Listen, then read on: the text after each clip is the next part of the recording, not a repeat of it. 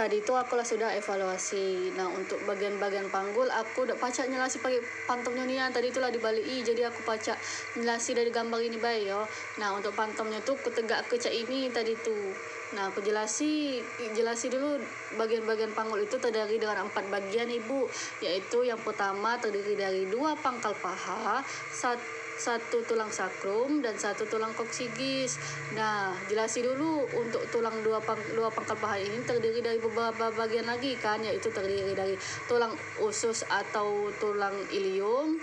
Nah, yang selanjutnya terdiri dari tulang ischium atau tulang duduk, dan selanjutnya terdiri dari tulang kemaluan atau os pubis. Nah, jelasi dulu bagian os ilium ini.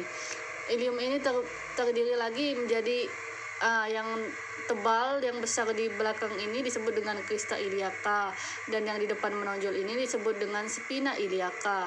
Nah, jelasi di bagian spina iliaca ini terdapat bagian depan dan belakang disebut dengan spina iliaca anterior posterior, spina iliaca anterior inferior. Nah, dan bagian belakangnya juga spina iliaca posterior superior, terus juga spina iliaca posterior inferior. Nah, lanjut. Terus lanjut yang di bawah spina iliaca posterior superior tadi, di bawah posterior inferior tadi, di bawahnya terdapat teki yang disebut dengan incisura ischiadica mayor. Nah, sebutannya.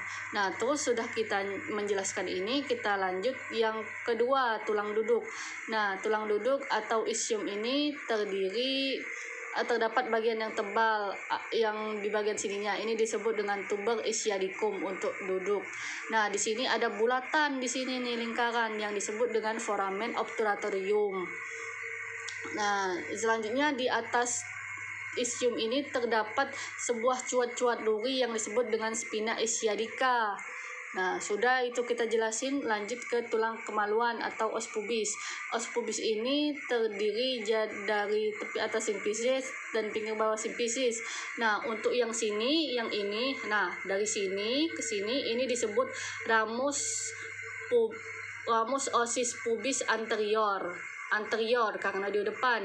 Nah, kalau dari sini ke sini disebut ramus osis pubis inferior. Nah, yang menyatukan mereka nih disebut, yang berbentuk segitiga disebut, nah yang ini disebut arcus pubis.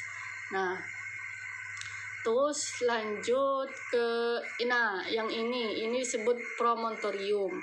Nah, selanjutnya tulang selanjutnya yaitu yang ke sakrum ini, yang ketiga ya.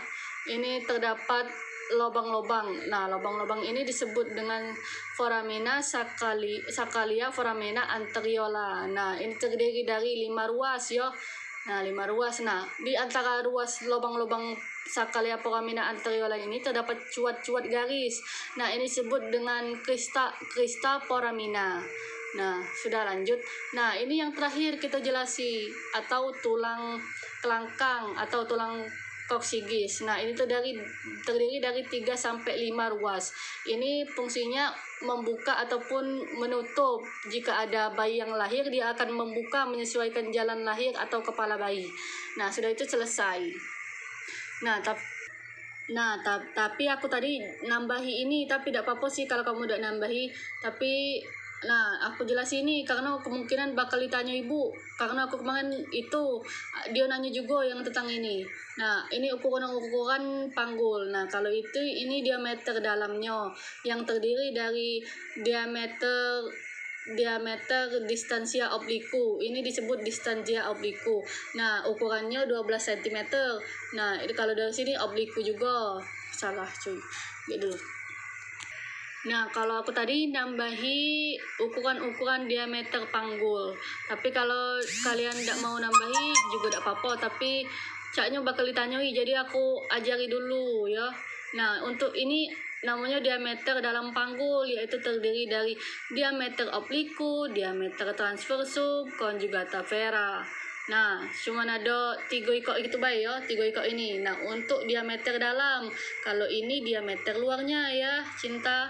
Nah, untuk diameter obliku ini terdiri sepanjang 12 cm, conjugata vera 11 cm, Terus tuh transversum 13 cm. Nah, ingat ya. Terus untuk diameter luarnya terdiri distansia cristarum dan distansia spinarum. Nah, cristarum itu jarak dari crista ini. Nah, dari sini crista kan sampai ke sini. Nah, itu 28 cm.